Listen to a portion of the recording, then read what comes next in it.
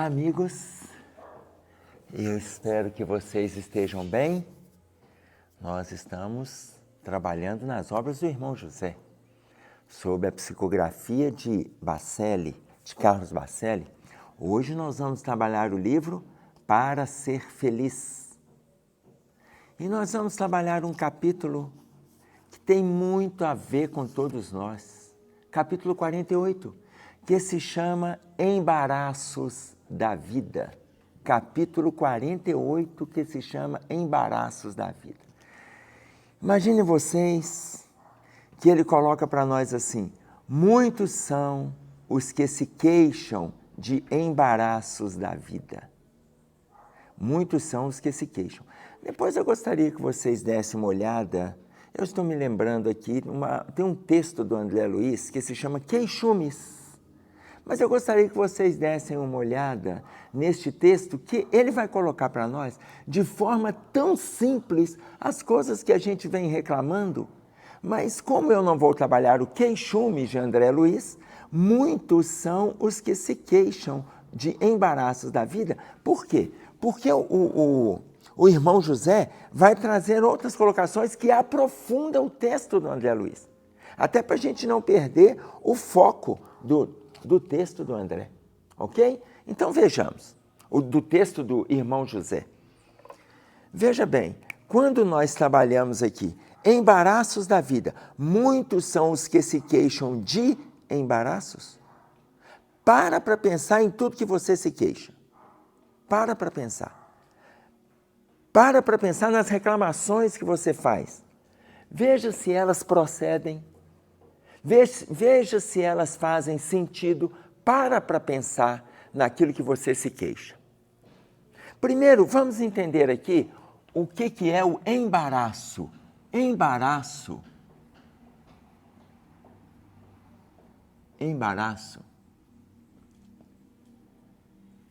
vem de baraço. E aí você fica pensando assim, mas o que é baraço? Baraço vem de marasa. Pelo amor de Deus, mas o que é marasa? Marasa é do árabe. Do árabe. A origem dessa palavra, árabe. A origem dessa palavra, da Arábia, significa corda. Olha o tamanho do problema. Só para a gente entender por que a palavra embaraço, ela já começa a fazer sentido antes da gente ler o texto, gente. A palavra embaraço já faz sentido. Porque se a palavra embaraço para nós, embaraço, que vem de baraço, que é marasa, que significa corda, você pode entender. Daí surgiu a palavra cordão, daí vem o cordão. Você pode pensar no cordão, você pode pensar no cordão. Você pode pensar no cordão de pessoas, aquele embaraço de pessoas. Mas você pode pensar na corda. Vamos fixar na palavra corda? Você pode pensar numa cordinha de nylon. Você pode pensar na corda de bacalhau. Você pode pensar na corda que é o camelo, que Jesus colocou lá em aramaico. O camelo, quando ele fala que é mais fácil um camelo passar no fundo de uma agulha do que um rico entrar no reino dos céus, fazendo referência à parábola do jovem rico, lembram disso? Quando ele fala camelo, ele não está falando daquele animal, não. Ele está falando o camelo corda. Então, nós conhecemos a corda camelo, conhecemos a corda de bacalhau, conhecemos a corda de nylon, mas a corda de embaraços que a gente precisa lidar ao longo da vida, aqui é a corda íntima. Imaginem vocês desfiando a corda de bacalhau. Imaginem vocês desfiando, pode ser a corda de nylon, se você preferir uma cordinha mais fina, mas são dezenas, são centenas de fios, que são os embaraços nas diversas situações que a vida apresenta para a gente. Aí ele coloca assim: muitos são os que se queixam dos embaraços da vida. É verdade. Não consegue manter o foco mental em determinado objetivo. Não consegue manter o foco mental em determinado objetivo. Vocês estão observando? Hoje, tudo nos propõe raciocínio novo, uma fala nova, um pensamento novo, uma atitude nova, um relacionamento novo. Tudo nos propõe. Mas nem tudo que a vida nos propõe é para a gente se propor para elas. Nem todas as situações que a vida nos propõe, é você quem vai avaliar. Quem coloca isso para nós? Paulo de Tarso, quando ele escreve aos Coríntios, tudo me é lícito, mas nem tudo me convém. Ora, se Paulo de Tarso coloca isso para nós aos Coríntios, se ele coloca isso para nós aos Coríntios, qual é o trabalho que você tem de fazer a escolha? Se eu não me engano, está no capítulo 6, no versículo 12, mas vocês estão acompanhando aqui, caso eu não esteja me lembrando, quando ele escreve aos Coríntios, vocês estão acompanhando aqui no nosso vídeo, mas vocês vão ver dentro dessa colocação o que Paulo está pedindo naquela época. Mantenha o foco. Mantenha o foco do seu objetivo, não se perca. Não consegue manter o foco mental em determinado objetivo. Um embaraço, esse é um embaraço da vida. Você sai mudando de objetivos, você vai transtornando o seu objetivo, você vai transtornando o seu caminho, São os transtornos. Aí ele diz mais, não se fixam nas afeições que encontram. Você começa um relacionamento, muda para outro relacionamento, que muda para outro relacionamento. Olha, isso não faz sentido. Isso não faz sentido.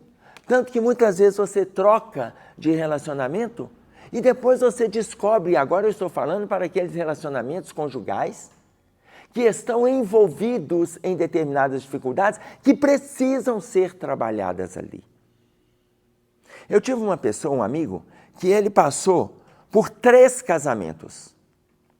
Casamento, ele não estava morando junto, não. Nós somos daquela geração de que casa. Ele não só morou junto, não. Ele casou, depois de determinado tempo separou. Depois casou, depois de determinado tempo separou. Depois casou de novo, depois de determinado tempo separou. E me colocou que não tinha condição de continuar no relacionamento, não, e tal.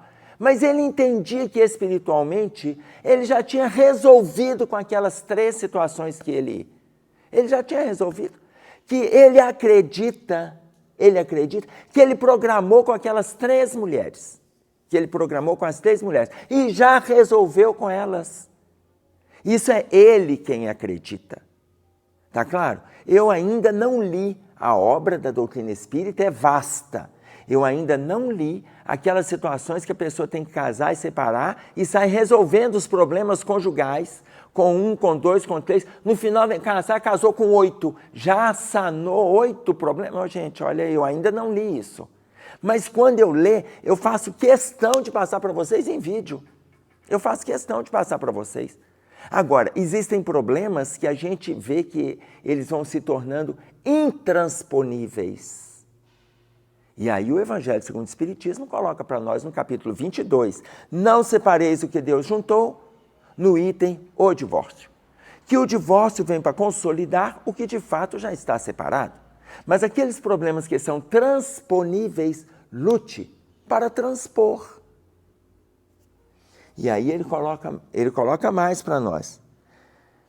Pessoas que são emocionalmente inconstantes. Começa o dia bem-humorado, alegre, satisfeito. À tarde já está triste, à noite está irritado. Olha bem a oscilação de humor. São pessoas que nós chamamos na psicologia e na psiquiatria que não conseguem ser eutímios. Ou seja, o que é a eutimia? Eutímio. O eutímio é aquele que não oscila. Pessoas que vão oscilando ao longo do dia, eles ora estão alegres, ora estão tristes, ora estão felizes, ora estão angustiados. Eles não atingem a normalidade. Eles passam alguns minutos aqui, de repente já mudou o humor. Essa eutimia, ela é patológica. essa não eutimia, ela é patológica. A eutimia é que é o normal. O normal é a gente ser eutímio. O normal é a gente dar conta do equilíbrio. Ou seja, você não está feliz com tudo, porque é até doentio. Mas você também não pode assumir tristeza com tudo, porque também é doentio.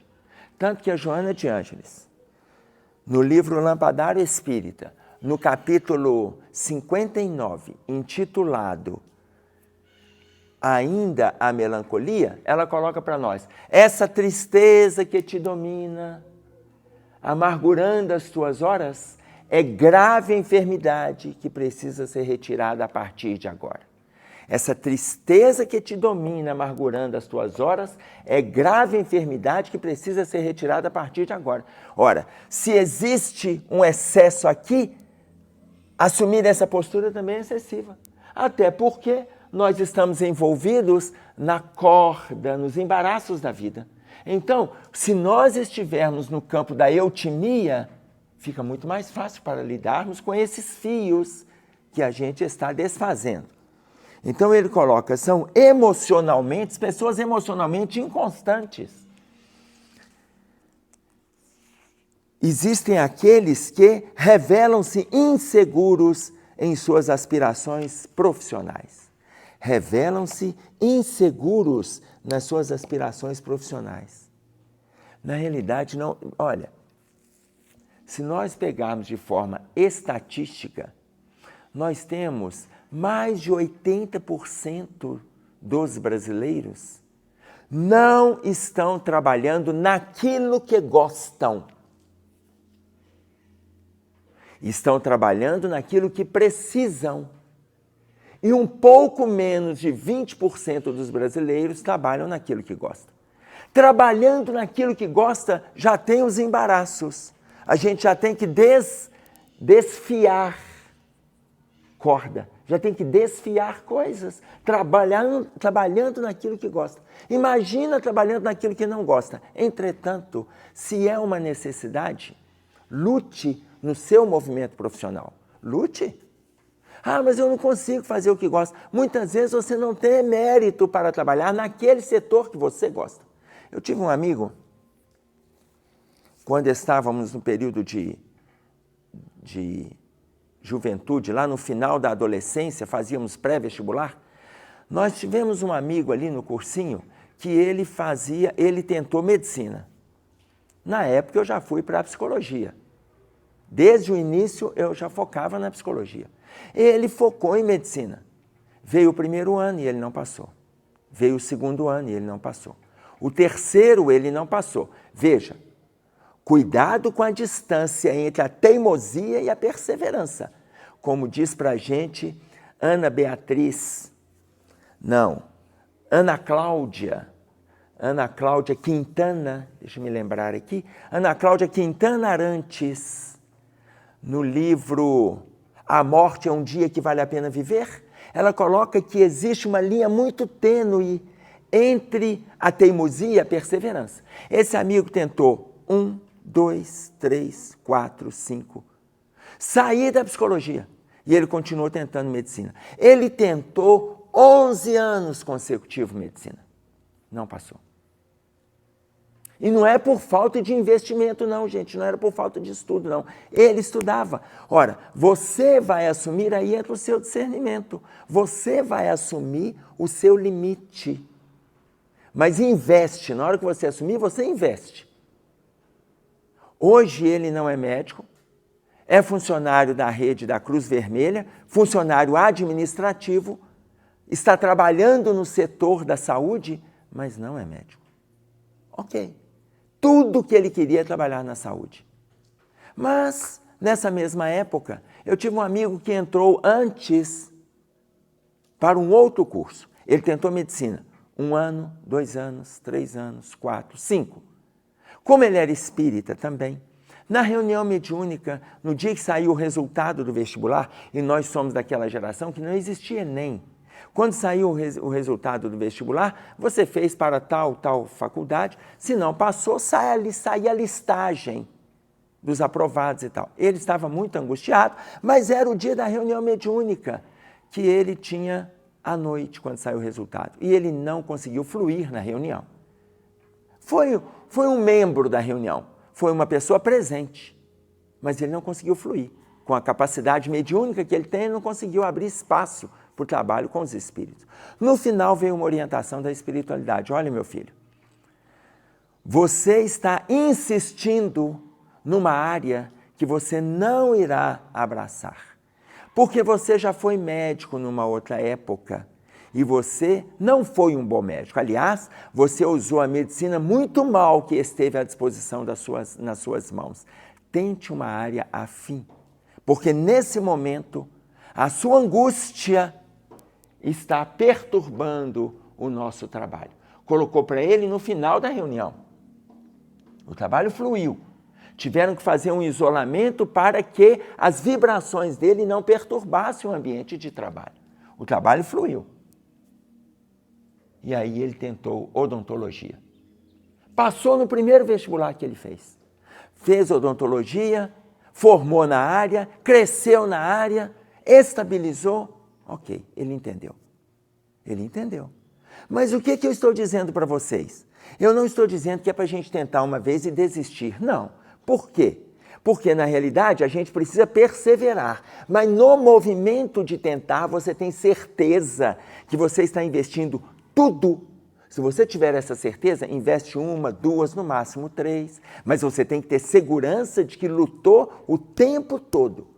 Não é que você foi... Ora você tentava e ora você se envolvia com os movimentos sociais. Ora você tentava e ora você se envolvia com as viagens, lazer, turnê.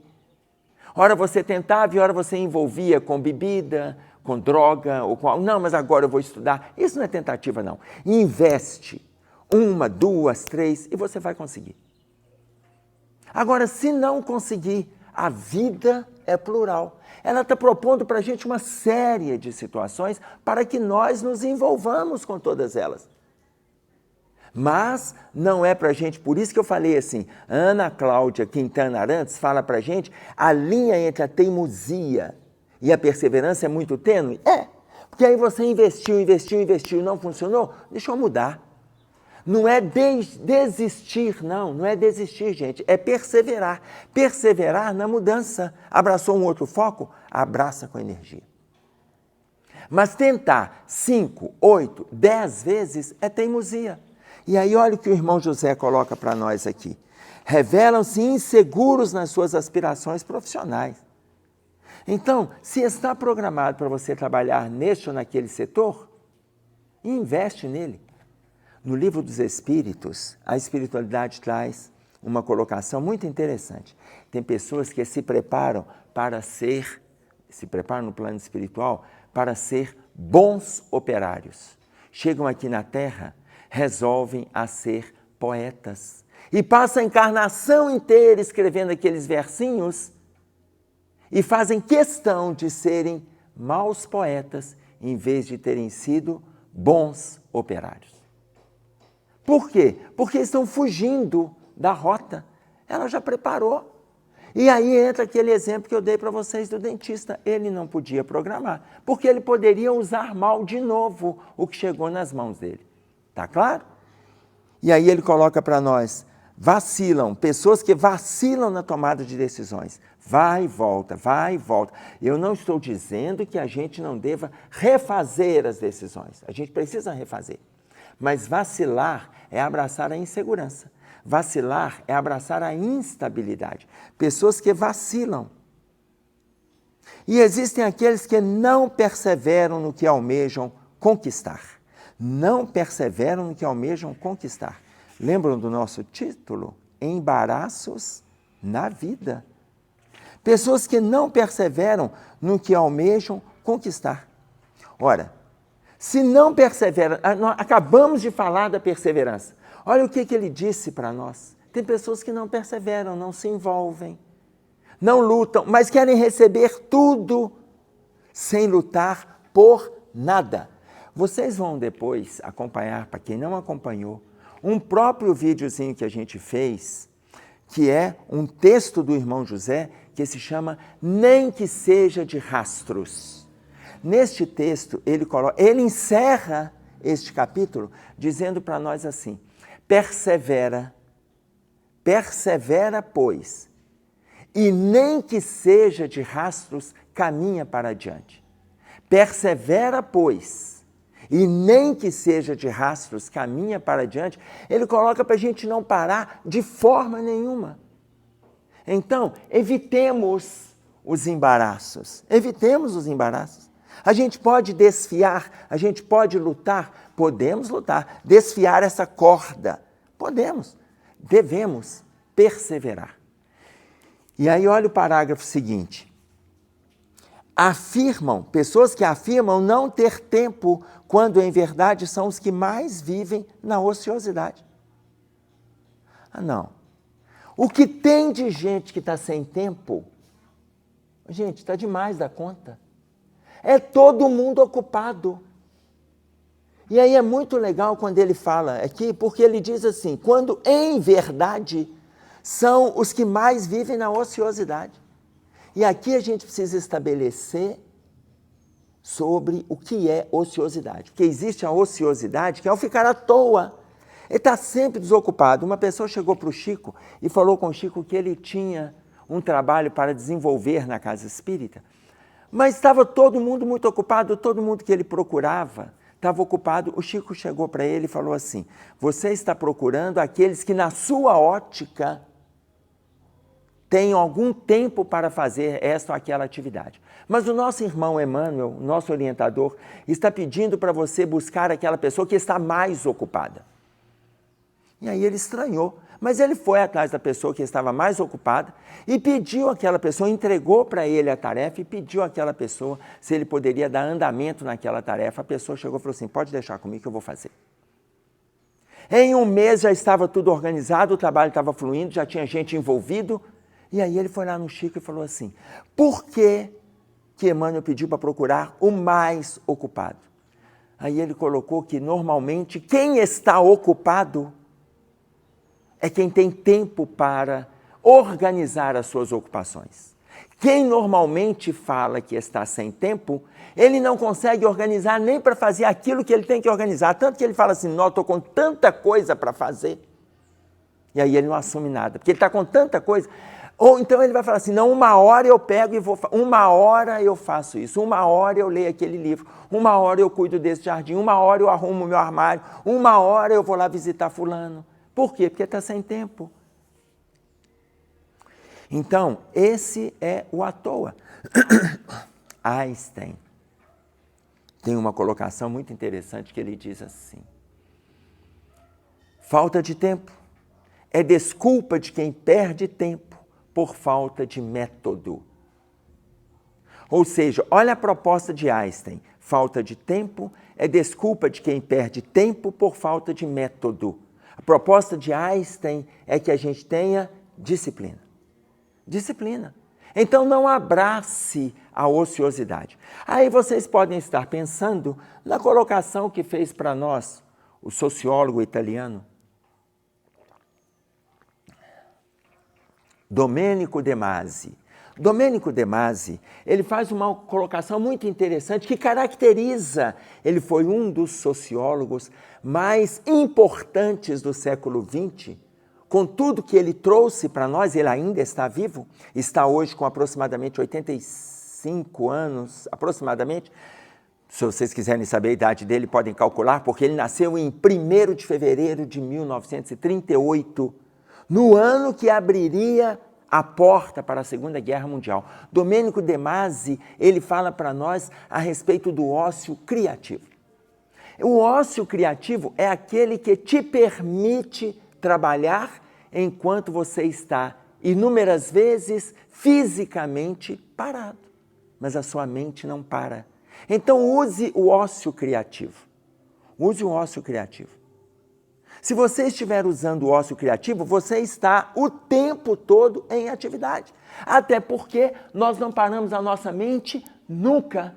Quando a gente dorme, dependendo do estado com que a gente viveu aquele dia, a gente se envolve com os embaraços do plano espiritual. Por quê? Porque eu entro na sintonia daquilo que eu criei. Quando a gente dorme. Quando a gente retorna, às vezes retorna cansado, pesaroso, preocupado, perturbado, dependendo dos embaraços que a gente se envolveu do outro lado. Então, se nós não mudarmos o nosso foco aqui, como ele propôs para nós, que a gente tenha foco, se nós não mudarmos, a gente vai continuar se embaraçando ao longo da vida. O ócio criativo, Jorge Amado, ele utilizava muito o ócio criativo.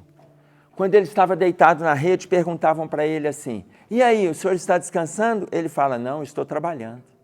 Ele estava deitado na rede. Quando ele pegava a enxada e ia para o jardim, perguntavam para ele assim, e aí, o senhor está trabalhando? Ele falou, não, agora eu estou descansando. É o ócio criativo. Tá ok? Mas, olha a colocação do irmão José, não creias que possam estar eles sob o império de algum assédio espiritual. Essas pessoas que a gente está fazendo referência aqui, que estão envolvidos com esses embaraços, olha a colocação, não creias que possam estar essas pessoas sob o império de algum assédio espiritual. Não pense que tem influenciações espirituais aí. Porque na maioria das vezes são espíritos que em si mesmos desenvolveram tais dificuldades. Tem espíritos que traz o transtorno para si. Ele não precisa do obsessor, gente. Ele não precisa do obsessor, não. Eu tive a informação numa determinada reunião mediúnica que alguns obsessores, o coordenador desse grupo falou assim, a gente agora vai dar uma afastada, porque o movimento espírita, a gente vai afastar do movimento espírita e preocupar com outras religiões que estão com afinco, dedicando a trabalho, a pregação e tal.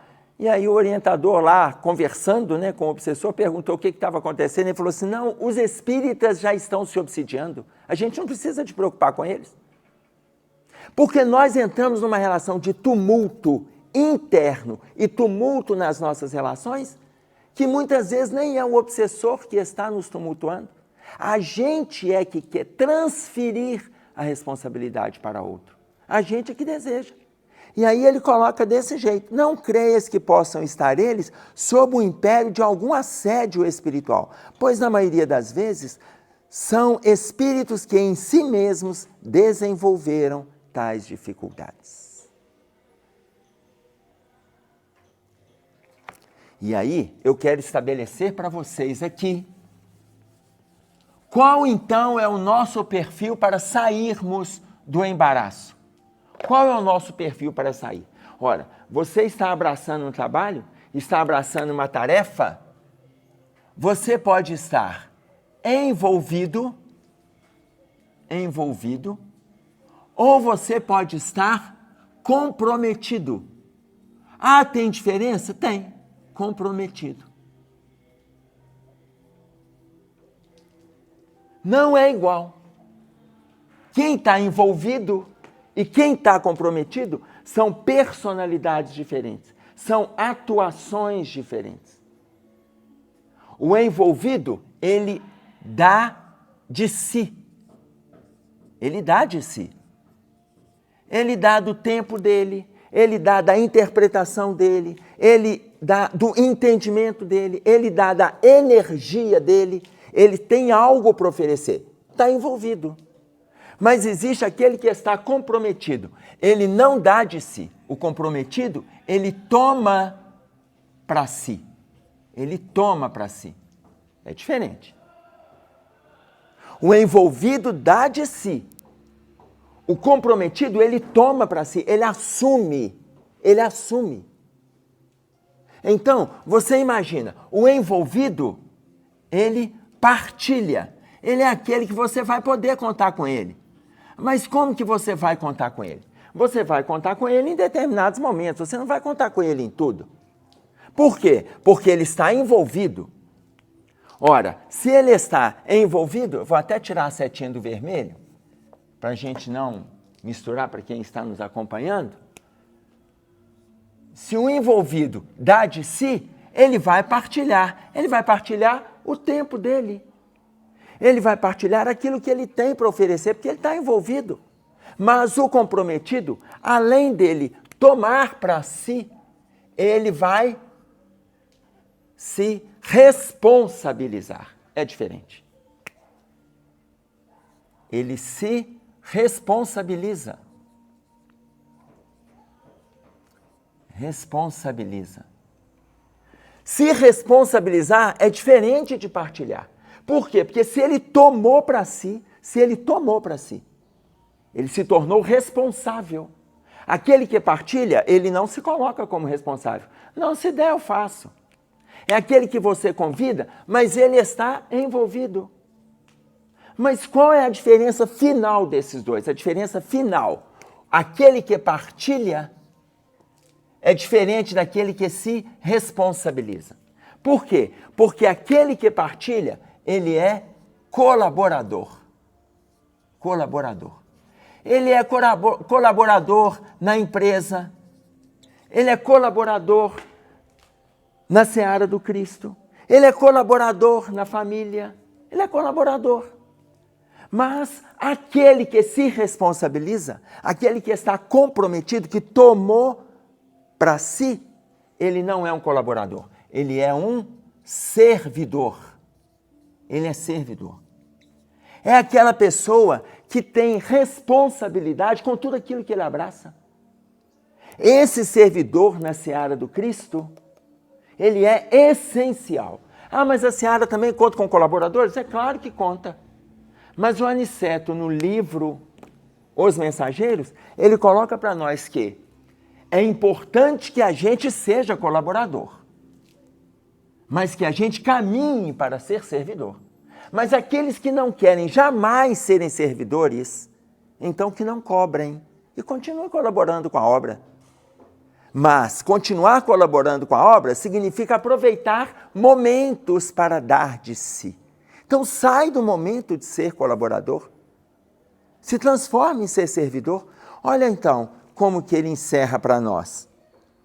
Quase sempre, espíritos indisciplinados que nunca se deram em existências anteriores, nunca se envolveram. Olha, tem espíritos que nunca deram de si. Colocação dele. Nunca se deram em suas existências anteriores ao esforço de aproveitar a oportunidade das horas para conferirem à existência uma finalidade útil. Hoje eles têm que se esforçar muito, nunca fizeram, nunca. Nessa é uma luta para fazer alguma coisa de útil, é uma luta. Não se envolve. E aí você tenta uma vez, tenta duas, tenta três, oferece uma oportunidade, oferece outra, mas ele abraça os embaraços da vida. Tudo para ele está difícil. O que nós estamos tendo de hoje, pessoas que estão assumindo essas dificuldades, está inenarrável. Inenarrável. Tudo está difícil. Da nossa faixa etária também, mas também estou falando daqueles jovens, 15, 17, 20, 28, 35, estão numa reclamação. E ele fala aqui, muitos são os que se queixam dos embaraços da vida. Imaginem vocês que o Aniceto, ainda quando ele fala lá de servidor e colaborador, ele coloca para nós assim, atentemo-nos para alicerçar isso aqui. Aquele que opera e coopera na seara do Cristo vai receber sempre o melhor. Isto não é promessa de amizade, é lei. Eu vou repetir pela profundidade que a colocação do Aniceto traz para nós. Aquele que opera, ou seja, aquele que trabalha na sua repartição pública, na empresa privada, na sua casa, na via pública, trabalha, ajudando o que pode ajudar, trabalha e coopera, faz caridade. Que é diferente, trabalhar e cooperar. O co é com, do latim, vem a participação. Você opera e você ainda participa junto dos outros envolvimentos. Ou seja, você trabalha e oferece. Um funcionário público que não atende simplesmente por ser um funcionário público, mas ele atende pelo prazer de atender, este coopera. Porque ele vai além. Então, aquele que opera e coopera, e eu só dei este exemplo, mas vocês se atentem para os vários exemplos. Aquele que opera e coopera na seara do Cristo vai receber sempre o melhor, ação e reação. Isso não é promessa de amizade. Não é porque o nosso mentor é bacana conosco. Não tem nada disso, gente. Isso não é promessa de amizade. É lei. A gente faz, a gente recebe. Quem não faz, não recebe. Tomara que esteja valendo as nossas reflexões. Um abraço a todos. Fiquem com Deus e até breve.